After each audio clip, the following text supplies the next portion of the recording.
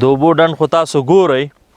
زه چې کله د افغانستان د ترقۍ او د آبادۍ غږ کوم دا بې ځایه نه زرګونه متره مکعب اوبه. دا د کوم ځای اوبه دي تاسو پوهېږئ؟ دا سپین غر د افغانستان مشهوره څوکه سیکارام 6 میاشتې دا په واورو باندې پوښل شوي او 6 میاشتې چې دی دلته زموږ په خوړونو کې اوبه راځي.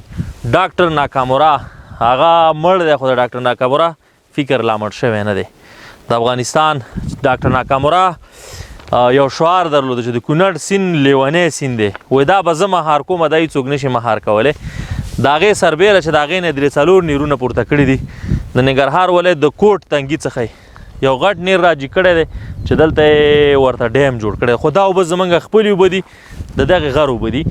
زما د ټیک ټاک ملګرو دا هغه دی چې څومره کسان زما دا ویډیو ګوري زموږ دا ټیک ټاک د سره فالو کوي چې تر څو د وطن د آبادۍ او د ترقۍ ویډیوګان تاسو ته رسي. خو څه وایي چې دا وطن پرخې لري، ګارې لري، دښتې لري.